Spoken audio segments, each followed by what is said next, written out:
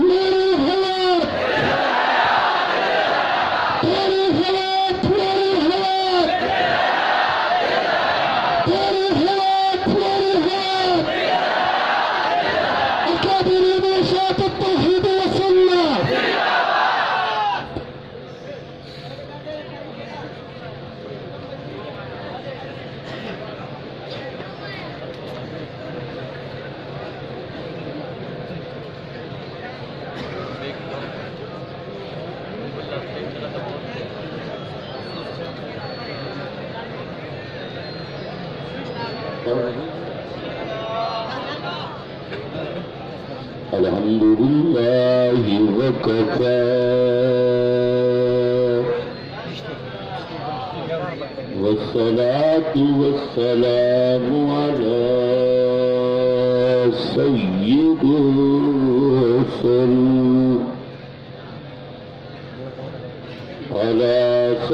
الرسل وخاتم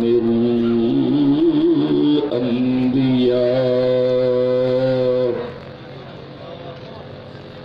أما بعد فأعوذ بالله من الشيطان الرجيم. بسم الله الرحمن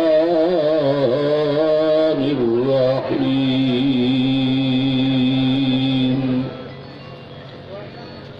واعلم أنه لا إله إلا الله. سبحان ربك رب العزة عما يصفون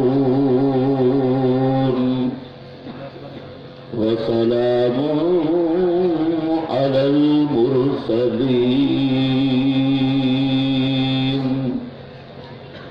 والحمد لله رب العالمين.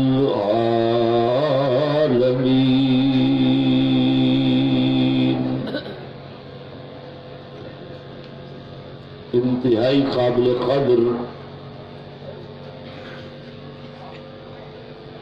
اشاعت التوحید و سنہ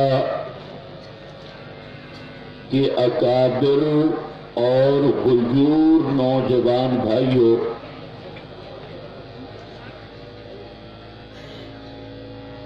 یہ اجتماع عظیم خالصتاً توحید و سنت اور حاملین کتاب و سنت کا مشن، نظریہ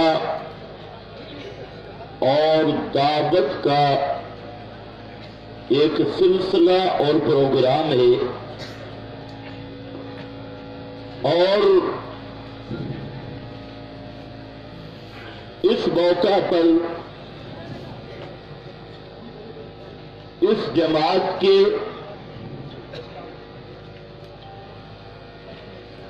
اس سرخیل اور جرنیل توحید و سنت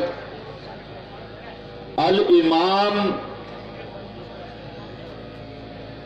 شیخ القرآن مولانا محمد طاہر رحمۃ اللہ علیہ کو خراج تحسین نہ پیش کیا جائے، یہ ناشکری کے زمرہ میں آئے گا. یہ سب رونقیں ان کے اخلاص اور اخلاص پہ دعوت کا نتیجہ ہے کہ آج لاکھوں لوگ توحید و سنت سننے کے لیے یہاں پر تشریف فرمائے تو یہ تھی ان کی وہ دعوت جو بالکل منہاج النبوت پہ دعوت تھی، نصاب نبوت کی دعوت تھی، اور خالصتاً مشن انبیاء کی دعوت تھی۔ آج اس کا ایک ظاہری قبولیت اور رونقیں آپ کے سامنے ہیں۔ تو بہرحال اجتماع میں لمبی چوڑی تقریر تو ہو نہیں سکتی، چند باتیں میں عرض کروں گا۔ سب سے پہلی بات یہ ہے کہ اللہ کے فضل سے اشاعت التوحید و سنہ وہ جماعت ہے، وہ طائفہ منصورہ ہے جو صحیح معنوں میں حضرات انبیاء کرام کے مشن کی امین جماعت ہے اور ان کی دعوت کی امین جماعت ہے۔ توحید اور سنت کا نام تو کئی حلقوں میں لیا جاتا ہے، لیکن انبیاء کرام کی طرز پہ دعوت دینا یہ اللہ کے فضل سے ہمارے اکابر نے وہ دعوت دی اور انبیاء کے منہاج پہ ان کی طرز پہ دعوت دی۔ تو اس جماعت کا یہ طرح امتیاز ہے اور اللہ رب العزت کا یہ انتخاب ہے کہ ہر تحریک وہ کسی نہ کسی جزوی مسئلے پہ اڑی ہے، لیکن اشاعت التوحید و سنہ کتاب و سنت کی پوری دعوت کو لے کر میدان عمل میں ہے۔ اس وقت عالمی حالات بھی مقامی حالات بھی اس چیز کے متقاضی ہے۔ عالم اسلام، ملت اسلامیہ وہ آپ سے یہ مطالبہ کر رہی ہے کہ آج اس مسئلہ کی ضرورت ہے جس مسئلہ پر اللہ نے 1.25 لاکھ انبیاء کو مبعوث کیا اور انبیاء کو عظمتیں ملی، اور وہ مسئلہ صرف مسئلہ توحید کا بیان نہیں، توحید اور سنت کی اقامت، توحید اور سنت یعنی دین کی اقامت کا مسئلہ ہے۔ ہر پیغمبر جو بھی آیا اس کائنات میں تو وہ صرف زبانی بیان کے لیے نہیں آیا، بلکہ انبیاء کی بعثت کا مقصد ان اقیم الدین، اسی دین توحید کو قائم کرنا، اس کی اقامت کرنا۔ اقامت دین کے لیے انبیاء کو بھیجا گیا اور حضرات انبیاء نے اسی پر محنت کی۔ انبیاء کے سلسلہ کے خاتم آخری پیغمبر حضرت محمد مصطفیٰ صلی اللہ علیہ وسلم کی بعثت کا مقصد بیان کرتے ہوئے قرآن حکیم نے 2 ٹوک لفظوں میں ذکر کیا، هو الذی ارسل رسولہ بالہدی ودین الحق لیظہرہ علی الدین کلہ، کہ محمد مصطفیٰ کو کیوں بھیجا گیا۔ آج لوگ یہ سمجھتے ہیں کہ آپ کی آمد سے مقصود بازار سجانا، جھنڈیاں لگانا، میلاد کے جلوس نکالنا یا حیات النبی پہ تقریریں کرنا یا آپ کی سیرت کے نام پہ جھوٹ موٹ کی روایتیں بیان کرنا نہ میرا بھائی اللہ کے محبوب محمد مصطفیٰ صلی اللہ علیہ وسلم اس کائنات میں کیوں آئے؟ وہ بھیجنے والا خود کہہ رہا ہے ارسل رسولہ، اس نے اپنے رسول کو بھیجا، مقصد کیا تھا؟ لِیُظْہِرَہُ عَلَى الدِّینِ کُلِّہ، تاکہ محمدی نظام، محمدی قانون اور محمد مصطفیٰ کا وہ پروگرام تمام قانونوں پہ غالب آ جائے، تمام نظاموں پہ غالب آ جائے۔ تو محمد مصطفیٰ وہ پیغمبر انقلاب، آپ کی کتاب انقلاب، آپ کی جماعت انقلاب، آپ کے ورثاء وہ ورثہ انقلاب۔ تو حضرت محمد مصطفیٰ اس کائنات میں آئے رب کے نظام کو اونچا کرنے کے لیے، اللہ کے قانون کو اونچا کرنے کے لیے، اور رب کے نظام کو سب نظاموں پر غالب کرنے کے لیے۔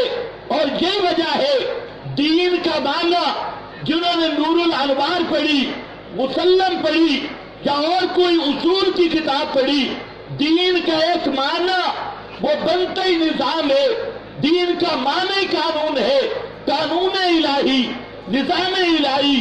ان الدین عند اللہ الاسلام، اس کا صاف معنی یہ ہے کہ اللہ کے ہاں نظام اسلام کا ہے، اللہ کے ہاں قانون اسلام کا ہے، اللہ کے ہاں ضابطۂ حیات، اسوہ حسنہ، ضابطۂ زندگی، قانون زندگی وہ اسلام ہے۔ اور فرمایا میں یبتغی غیر الاسلام دینا، جو آدمی اسلام سے ہٹ کر کوئی دوسرا قانون تلاش کرے، کوئی دوسرا نظام تلاش کرے، کوئی دوسری طرز زندگی اس کو اختیار کرتا ہے، لن یقبلا، وہ کبھی قبول نہیں ہوگا۔ اور اسی طرز پہ فرمایا، اسی دین کی وضاحت میں افا حکم الجاہلیت، یبغون، کیا جاہلیت کا حکم یہ تلاش کر رہے ہیں، اس کی تلاش میں ہے۔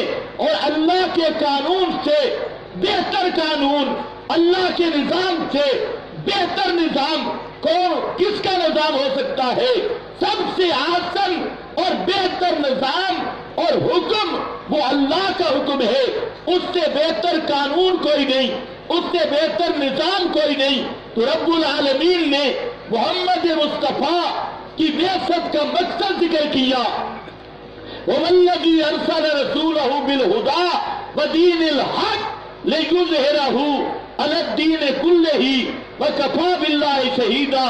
تو میرے بھائیو، تمام انبیاء اس دین، اس حق کا ایک عنوان، اس ہدایت کا ایک عنوان وہ یہ رہا ہے، پہلا نقطہ، مرکزی نقطہ اس حق کے انبیاء کا، ہدایت انبیاء کا مرکزی نقطہ یہ رہا، وہ ما ارسلنا من قبلک من رسول الا نوحی الیہ انہ لا الہ الا انا فاعبدون۔ ہر پیغمبر نے دعوت دی، حضرت نوح پیغمبر نے دعوت دی، ہود پیغمبر نے دعوت دی، حضرت شعیب پیغمبر نے دعوت دی، حضرت یوسف پیغمبر نے دعوت دی، ایک ایک پیغمبر کی قرآن نے دعوت بیان کی، اور وہ دعوت شروع ہوئی کہ لوگوں لا الہ الا اللہ، اللہ کے سوا اس کائنات میں کوئی الہ نہیں، معبود برحق سچا الہ، الوہیت کے لائق ہونا یہ میرے رب کا خاصہ ہے۔ یہ سورۃ الانبیاء کا مضمون بھی، سورۃ ہود کا مضمون بھی، اور پورا قرآن اسی مسئلہ پہ آیا کہ رب کے سوا الہ کوئی نہیں۔ لیکن سورۃ النحل، اس کا مضمون ذرا غور سے سننا، اس میں اللہ رب العزت نے تعبیر بدل دی، مسئلہ یہی تھا لیکن تعبیر بدل دی، اور فرمایا سارے پیغمبر آئے کس مسئلہ پہ؟ ان اعبدوا اللہ واجتنبوا الطاغوت، ان اعبدوا اللہ، تعبیر بدل گئی، اللہ ہی کی عبادت کرو، واجتنبوا الطاغوت، طاغوت سے بچنا۔ علماء حضرات جانتے ہیں کہ قرآن مقدس کا ضابطہ اور قانون ہے کہ ایک مقام پر ایک مسئلہ کی تفسیر کرتا ہے، باقی مقامات جتنے ہیں اسی تفسیر کا حوالہ پیش کر کے اجمالاً قرآن یاد دہانی کراتے ہوئے آگے جاتا ہے۔ تو مسئلہ الہ کی دو مقام قرآن کے ایسے ہیں کہ اللہ رب العزت نے ایسی تشریح کی کہ 30 پاروں میں وہ انداز آپ کو اور مقام پہ نہیں مل سکتا۔ ایک مقام تحقیقی آیت الکرسی کا ہے اور دوسرا مقام مناظرانہ امن خلق السماوات، اس پر مناظرانہ انداز ہے۔ وہ مناظرانہ انداز ہے امن خلق السماوات۔ لیکن توجہ چاہوں گا آیت الکرسی کو بیان کر کے، اب آپ سب قرآن کے طالب علم ہیں، اس کے ترجمے کی بھی ضرورت نہیں، پوری آیت الکرسی کا مضمون قرآن نے بیان کر کے آخر پہ ایک نتیجہ دیا کہ آیت الکرسی میں جتنے دلائل بیان کیے، شروع یہاں سے ہوئی، اللہ لا الہ الا ہو، یہاں سے شروع ہوئی، اور نتیجہ کیا دیا؟ آخر پہ جا کے فرمایا میں یکفر بالطاغوت، میں یکفر بالطاغوت یعنی لا الہ، میں یکفر بالطاغوت یعنی لا الہ ویؤمن باللہ الا اللہ۔ کوئی مضمون شروع کیا اللہ لا الہ الا ہو، اسی کو بیان کیا میں یکفر بالطاغوت، الہ کا معنی آ گیا، الہ کی صفتیں آ گئی۔ اب خبردار اس الوہیت اور توحید کے قریب آنے کے لیے، اللہ تک پہنچنے کے لیے پہلی شرط یہ ہوگی میں یکفر بالطاغوت، طاغوت کا جو انکار کرے گا، جب تک طاغوت کا انکار نہیں ہوتا ایمان باللہ نصیب نہیں ہوتا۔ ایمان باللہ تب نصیب ہوگا، پہلے طاغوت کا انکار کرنا ہوگا، طاغوت پر ایمان کے ہوتے ہوئے، طاغوت پر اطمینان کے ہوتے ہوئے، طاغوت پر رضا کے ہوتے ہوئے، طاغوت پر خوشی کے ہوتے ہوئے ایمان نصیب نہیں ہو سکتا۔ اس لیے فرمایا میں یکفر بالطاغوت ویؤمن باللہ فقد استمسک بالعروۃ الوثقی۔ جس آدمی نے دو چیزیں ہوئی، طاغوت کا انکار کیا اور اللہ کے ساتھ ایمان لایا، اس نے مضبوط کڑا تھاما۔ یہ قرآن آیت الکرسی کا خلاصہ اور نتیجہ بیان کر کے گیا اور پورے مضمون کو سمیٹا، تعبیر بدلا دی۔ لا الہ الا انا فاعبدون کی تعبیر دی ہے میں، اور ان اعبد اللہ واجتنب الطاغوت اس کی تعبیر بھی ہے، اور جو لا الہ الا ہو کی تعبیر ہے وہاں الہ کا معنی پکار سننے والا، توجہ ہے، وہاں الہ کا معنی پکار سننے والا، حاجت پوری کرنے والا، پکارے سننے والا، وہاں فوق الاسباب جاننے والا، متصرف، حاجت روا، مشکل کشا، داتا، غوث اعظم، دستگیر، دکھڑے ٹالنے والا، کھوٹی قسمتیں کھڑی کرنے والا، یہ وہ مضمون ہے۔ وہاں الہ کا معنی یہ ہے، اور جہاں قرآن نے دوسرا پہلو چھیڑا وہاں کچھ الہ کا معنی اور ہے۔ وہاں الہ کا معنی مطاع حقیقی، شارع حقیقی، مکنن حقیقی۔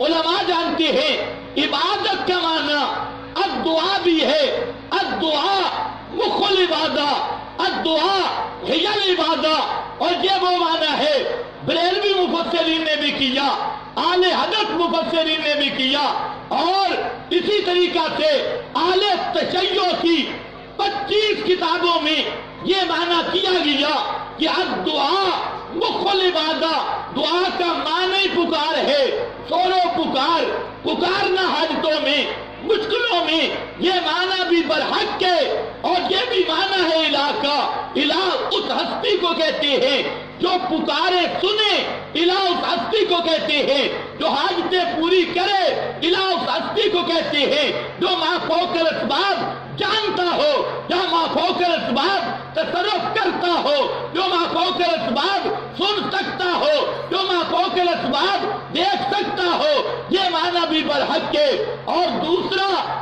جب آیا ان اعبدوا اللہ واجتنبوا الطاغوت، وہاں دوسرا ان تعبیر آئی، وہاں تعبیر میں عبادت کا معنی بدل گیا اور وہاں عبادت کا معنی یہ بنا العبادہ الطاعہ، سب اہل لغت نے بھی لکھا۔ اور ہم تو قرآن کے طالب علم ہیں، آپ ذرا قرآن دیکھیں، اللہ نے فرمایا وَقَوْمُهُمَا، قومُهُمَا، حضرت موسیٰ حضرت ہارون کی قوم یہ فرعون کو معبود بے معنی پکارے سننے والا نہیں سمجھتی تھی، حاجت روا مشکل کشا نہیں سمجھتی تھی، بلکہ یہ سمجھتے تھے کہ یہ مطاع حقیقی ہے، اس کی اطاعت وہ کرتے تھے مطاع مطلق سمجھ کے۔ اور قرآن نے جملہ بولا وَقَوْمُهُمَا، انہوں نے خود کہا ان دونوں کی قوم لنا عابدون، یہ ہماری عبادت کرنے والی ہے۔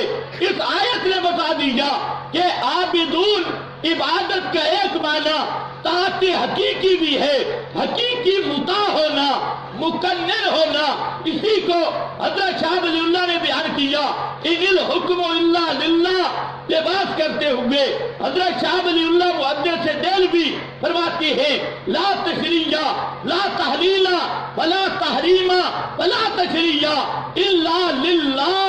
اے کائنات والو، مکنن حقیقی، شارع حقیقی وہ صرف رب العالمین ہے، حاکم مطلق وہ صرف رب العالمین ہے۔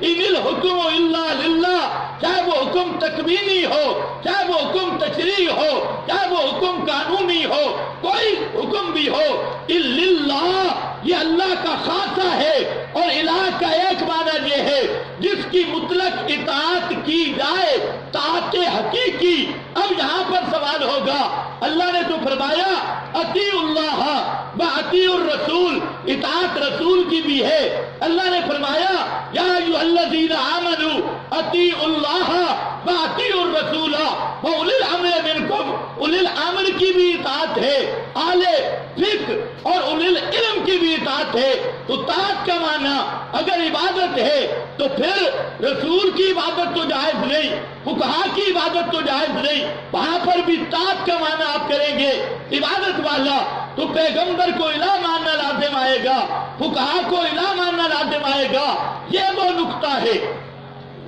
جس کو لوگوں نے سمجھا نہیں، اس لیے یاد رکھنا ان الحکم للہ بالرسالت، ان الحکم الا للہ بالرسالت، حقیقی حکم رب کا حکم ہے۔ پیغمبر چونکہ رب کے حکم کے مبین ہیں، مفسر ہیں اور بیان کرنے والے ہیں، لِتُبَيِّنَ لِلنَّاسِ، یہ نبی کی شان ہے۔ ثُمَّ إِنَّ عَلَيْنَا بَيَانَ، یہ پیغمبر کی شان ہے۔ تو اس لحاظ سے اصل حکم حقیقی حاکم یہ رب ہے، پیغمبر کی اطاعت اس لحاظ سے ہے کہ پیغمبر رب کے فرمان کا شارع ہے، رب کے فرمان کا مبین ہے، رب کے فرمان کا مفسر ہے۔ اس لحاظ سے اطیعوا الرسول آیا۔ اور فقہا کی اطاعت اس لیے ہے کہ فقہائے کرام وہ اللہ اور اس کے رسول کے بیان کردہ احکام کے شارع ہیں،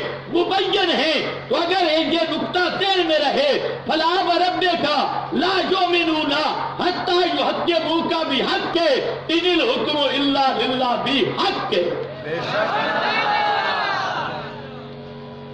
تو حاکم حقیقی صرف رب ہوگا،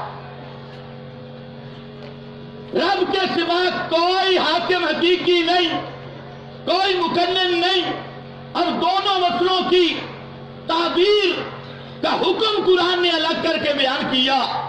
اور سب سے مزے کی بات ہے 25 مقام قرآن کے وہ ہیں جہاں پر فتویٰ قرآن نے دیا ہے. کتنے مقام؟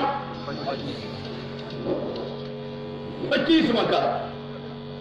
25 مسائل ایسے ہیں جن پر مفتی کے فتوے کی ضرورت نہیں. ان پر فتویٰ کس نے دیا ہے؟ بولے شاہ سارے بے لگاتے ہیں، بولتے نہیں. نعرہ نہیں لگا. آج تو مجھے جاگتی قوم ملی ہے اور ممکن ہے صبح تک چلا جاؤ.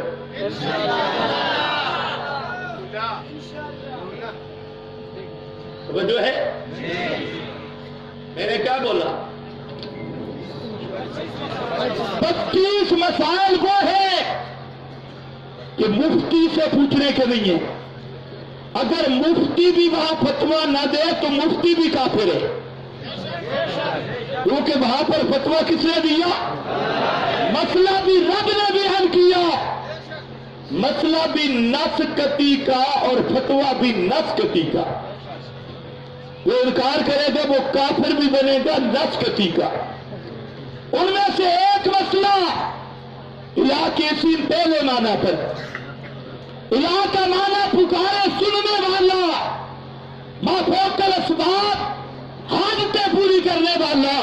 یا قرآن بولنا اور اللہ رب العزت کی شان بیان کی اور رب کے سوا جن کو حاجت روا یا الہ مانا گیا ان کی کمزوری بیان کی، ان کی حالت بیان کی.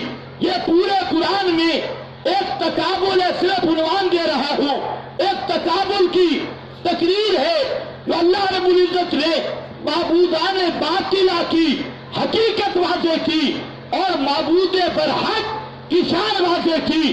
مثلا اللہ رب العزت فرماتی ہے اے کائنات کے لوگوں، مشکل کشا وہ ہوتا ہے، حاجت روا وہ ہوتا ہے، پکارے سننے والا وہ ہوتا ہے جس کا تصرف ما فوق الاسباب ہو، جس کا تصرف غیر محدود ہو، ما فوق الاسباب ہو، وہ حاجت روا، وہ مشکل کشا.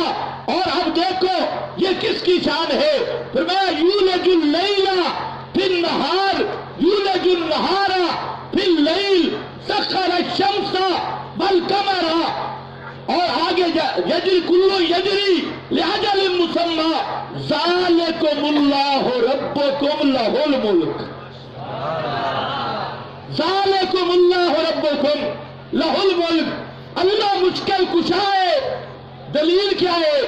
فرمایا لیلی نظام بھی، نہاری نظام بھی، شمسی نظام بھی، قمری نظام بھی، سب اسی کے زیر تصرف.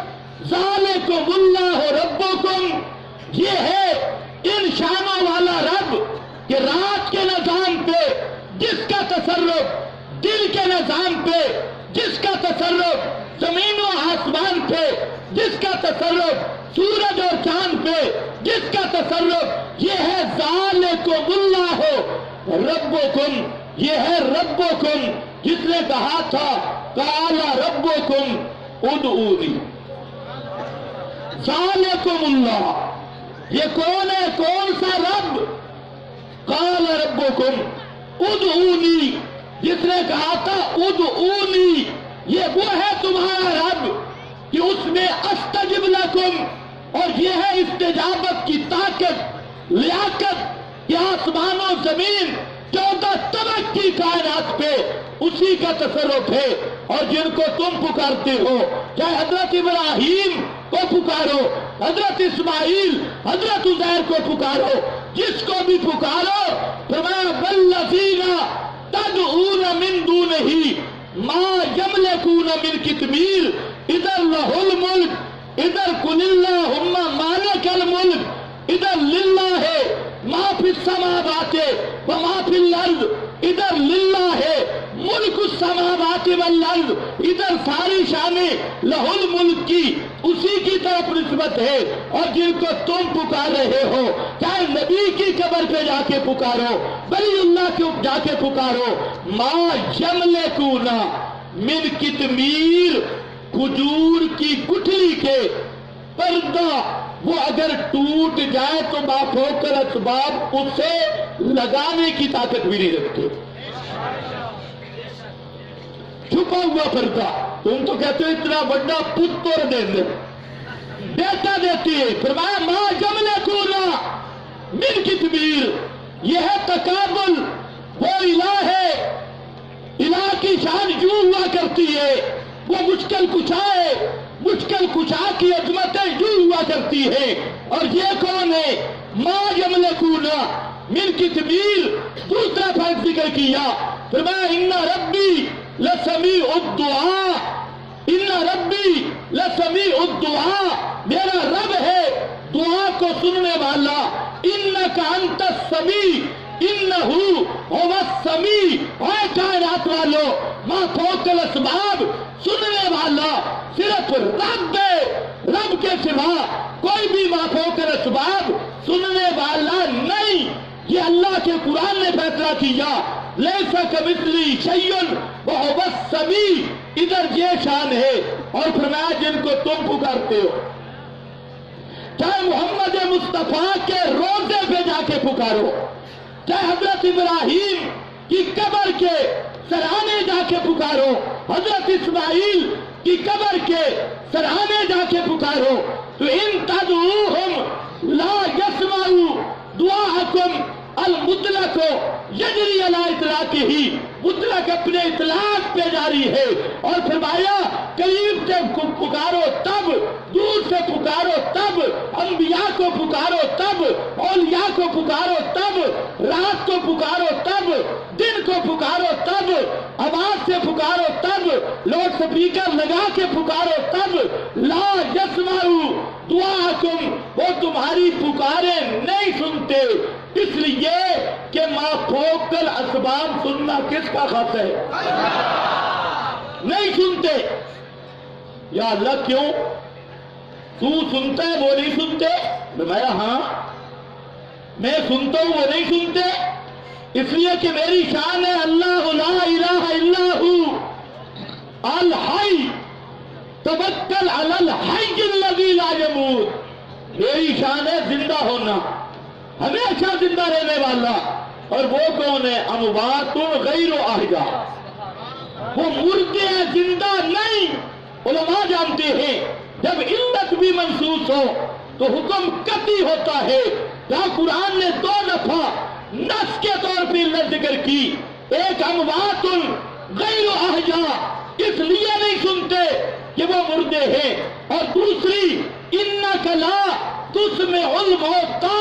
علماء جانتے ہیں جب مشتق پہ حکم لگتا ہے مادہ اشتقاق اس حکم کی علت ہوتا ہے. مختصر معنی اٹھا لینا. کہ اللہ نے فرمایا تو نہیں سنا سکتا. کیوں؟ فرمایا اس لیے کہ وہ مردے ہیں. نہ سننے کی علت مردہ ہونا ہے، نہ سننے کی علت میت ہونا ہے. جس پہ بھی موت آئی یہ علت ہے عدم سماع کی.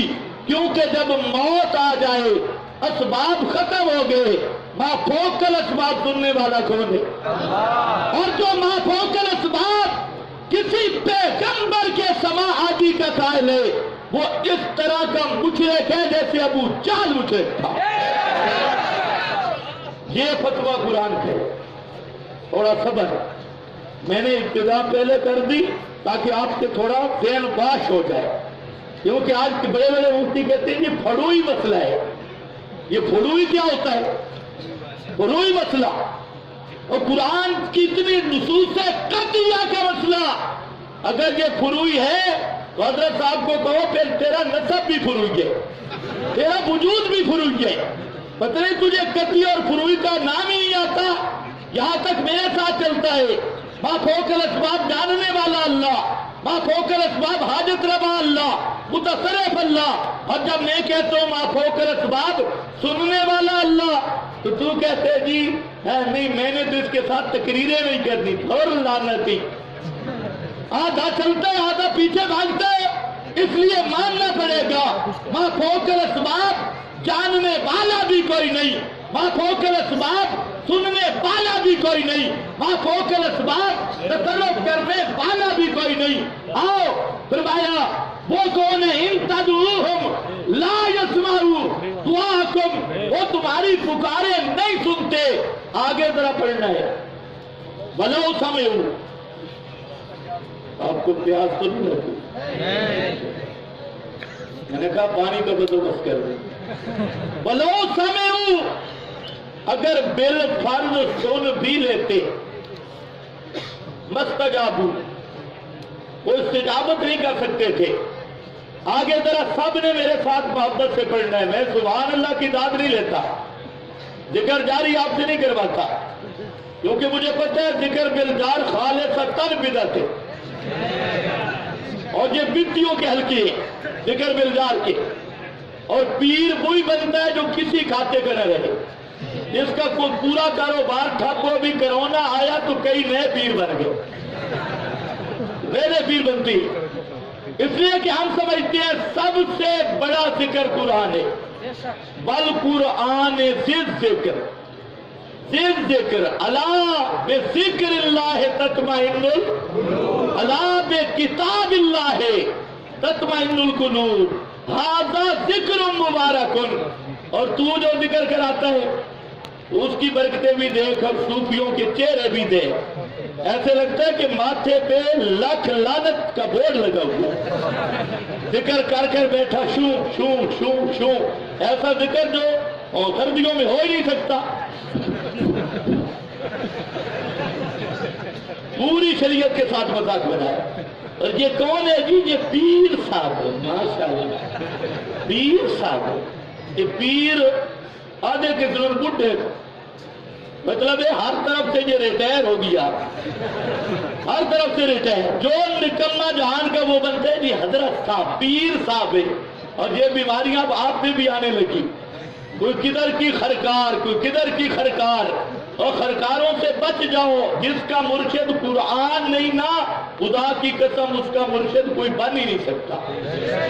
ये कुरान वो पीर है जो मोहम्मद मुस्तफा का भी मुर्शिद है। फस्तमसिक बिल्लज़ी ऊहिया इलैका इन्नका अला सिरातिम मुस्तकीम इन्नहु लज़िक्रुल लका। मेरा पैगंबर ये कुरान तेरा भी मुर्शिद है। इत्तबे मा ऊहिया। चलो खैर वापस आ जा, आगे जरा देख। फरमाया मस्तजाबू लकुम, आगे सबने पढ़ना है प्यार से। वयौमल क़ियामा, वयौमल क़ियामा यकफुरूना बिइश्किकुम, वयौमल क़ियामा यकफुरूना, यकफुरूना, मुझे बोलो यकफुरूना। क़यामत के दिन तुम्हारे शिर्क का इनकार करेंगे। ये फतवा किसने दिया? वयौमल क़ियामत यकफुरूना बिशिर्किकुम। दुनिया के किसी मौलवी में जुर्रत हो, वो जरा बताए यहां शिर्क कुरान ने किसको कहा? यही माफोकल असबाब समाज के अकीदे को कुरान ने शिर्क कहा। और अगला मसला बताया, फरमाया मेरा पैगंबर यहूदियों के भी बड़े बड़े मौलवी हैं, ईसाइयों के भी बड़े बड़े मौलवी हैं। उन मौलवियों से ये मसला न पूछना, वला युनब्बिउका मिस्लो खबीर। ये मसला जिस तरह खबीर ने तुझे खबर दी है, न यहूदी मौलवी तेरी तायीन करेंगे, न ईसाई मुल्ला तेरी तायीन करेंगे, न पीर। तो एक ये मसला है, कुरान ने फतवा लगाया, अब किसी मौलवी से पूछने की जरूरत हो, अब किसी पीर से पूछने की जरूरत हो, किसी मुफ्ती के दस्तखत की जरूरत हो। और यौमल क़ियामत यकफुरूना बिशिर्किकुम, और मकाम आया इसी मसले पर। और फरमाया इलाह का माना पुकारे सुनने वाला, इसको कुरान बयान करते हुए दलाल पे जिक्र करते हुए एक मकाम पे दलील का मुतालबा किया। फरमाया और मुझको जिनके मुतालिक तुम कहते हो बाबा इब्राहिम, इस्माइल, इनकी तमासील के सामने जाए बाबा सुन लेता है, इनकी कब्र पे जाए बाबा सफारत करता है। हाँ उलाए शुफाउना इंदल्लाह। फरमाया लाओ इस पर अकली दलील लाओ, नकली दलील लाओ। पहले अंबिया से सीना बसीना कोई असरे मुतवातिर लाओ, और तुमसे तुम्हारे पास अकली दलील भी नहीं, नकली दलील भी नहीं, कोई खबरें मुतवातिर भी नहीं, तो फिर सुनो, वो मन अज़ल्लो, फिर तुमसे बड़ा काफिर कायनात में कोई नहीं। ये फतवा किसने दिया? ऊंचे बोलो, किसने दिया? वमन अज़ल्लो का की माना करा भाई? वमन अज़ल्लो, इससे बड़ा प्यारा काफिर कोई नहीं, मीठा मीठा काफिर कोई नहीं। ये कुरान है, ये मेरा फतवा नहीं।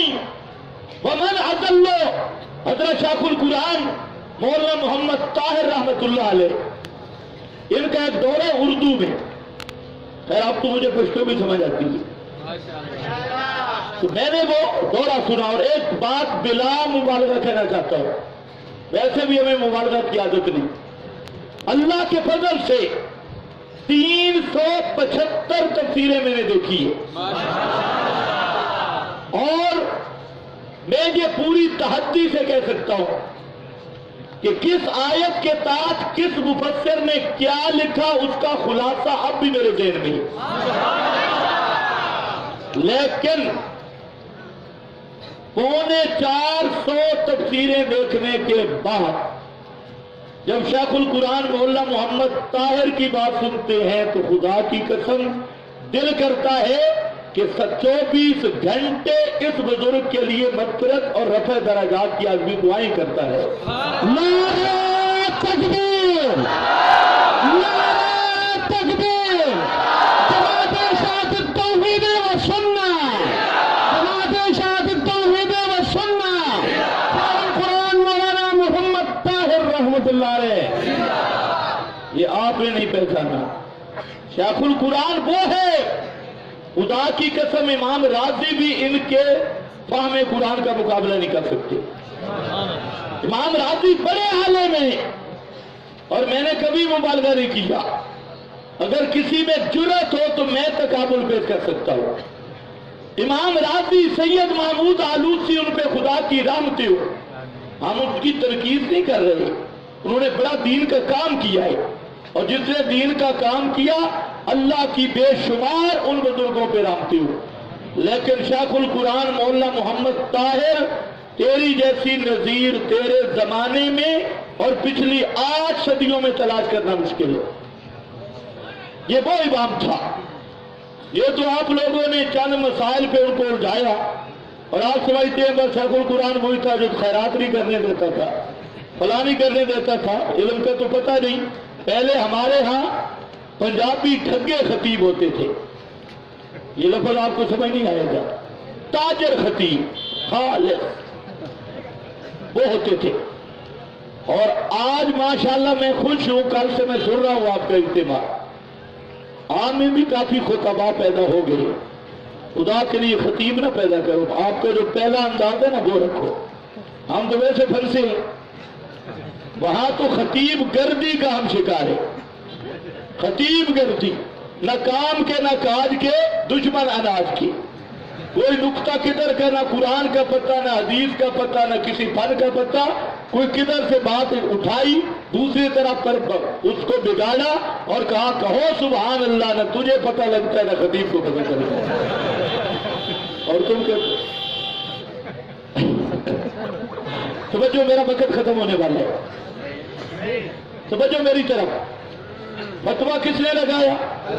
शेखुल कुरान फरमाते हैं कि हम मौलाना हुसैन अली साहब के पास पढ़ते थे। वाह हुसैन अली रहमतुल्लाह अलैह फरमाते हैं, मेरे साथ एक तालिब इल्म था, वो मसला हजरत का सुनता रहता था, लेकिन जब हजरत फतवा लगाते ना तो उसके माथे पे बल पड़ने शुरू हो जाते। हजरत बड़े सख्त है, बड़ा फतवा लगा, ये तो किसी को मुसलमान ही नहीं समझते, इसके नजदीक तो अढ़ाई मुसलमान है और कोई मुसलमान ही नहीं। वो जू करता, वो चला गया, काफी मुद्दत के बाद आया। हजरत शेखुल कुरान फरमाते मैं भी वहां था जब वो आया। तो हजरत साहब को कहते हैं, हजरत जी ये जो आप इस मसले पे फतवा लगाते हैं ना, खुदा का, खुदा के लिए ये न लगाया करे, मसला बयान करे, फतवा न लगाए। अच्छा, मौलाना हुसैन अली ने फरमाया कि हाफिज कुरान तुझे आता है या नहीं? उसने कहा जी आता है। तो मौला ने फरमाया तेरा पढ़ सूरतुर रात। वो तिलावत शुरू की हाफिजों की तरह, और जब पहुंचे ना लहू दावतुल हक, حضرت نے فرمایا تیرا ٹھہر ٹھہر کے پڑھنا ہے، اللہ راضی تھی بھی ہولے ہولے پڑھنا ہے، دوڑ دوڑ کے نہیں پڑھنا۔ وہ حافظ صاحب دے حضرت نے فرمایا دوبارہ پڑھ کہ ما دعاء الکافرین الا فی ضلال، ما دعاء الکافرین الا فی، جب تیسری دفعہ پڑھا نا تو وہ کہتے خدا کی قسم اس پہ تو فتویٰ اللہ لگا رہا ہے، حسین علی تیرا قصور نہیں ہے۔ ما دعاء الکافرین الا فی ضلال ومن اضل، کس کا فتویٰ ہے؟ یوم القیامت یکفرون بشرککم، کس کا فتویٰ ہے؟ اب ایسے مشرک کے پیچھے نماز ہوگی؟ ایسے مشرک کا جنازہ ہوگا؟ مجھے بولو توحید کی غیرت بھی پیدا کرو۔ اور جہاں دوسرا مقام آیا قرآن کا، اس مقام پہ اللہ رب العزت نے الہ کا دوسرا مانا، وہاں پر بھی فتویٰ منسوخ، فرمایا ان اطاعتموہم انکم لمشرکون۔ نعرہ تکبیر، قائدنا جلد، قائدنا جلد، قائدنا جلد، قافلہ راہ حق، قافلہ راہ حق، اکابرین انشاء التوحید والسنہ، علامہ نظر آیات بکروی صاحب، نعرہ تکبیر۔ دوسرے مقام پہ بھی فتویٰ کس نے دیا؟ ان اطاعتموہم انکم لمشرکون۔ اب ضرورت اس امر کی ہے کہ اشاعت التوحید و سنہ مشن انبیاء کی ترجمان جماعت اللہ کے فضل سے، اور آج کا دور آپ سے تقاضا کر رہا ہے کہ جس طرح بیان توحید و سنت ہماری ذمہ داری ہے، اسی طرح نفاذ کتاب و سنت، اقامت توحید و سنت، یہ بھی ہماری ذمہ داری ہے۔ ہمارے حضرت تشریف لے آئے تو خلاف معمول دو اشعار پہ میں اپنی گفتگو ختم کرتا ہوں۔ پہلا، جو جلتے ہیں تو جلنے دو، جو جلتے ہیں تو مجھے بولو، جو جلتے ہیں تو جلنے دو، جو ہے توحید کے دشمن، جو ہے توحید کے شیخ القرآن کے نہیں، کس کے؟ توحید کے دشمن۔ ندا وحدت کی قرآن سے گلی کوچوں میں دیتا تھا، اگرچہ بت ہیں جماعت کی آستینوں میں، اگرچہ بت ہیں جماعت کی آستینوں میں، مگر مجھے ہے حکم اذاں لا الہ الا اللہ۔ باخر دعوانا الحمدللہ۔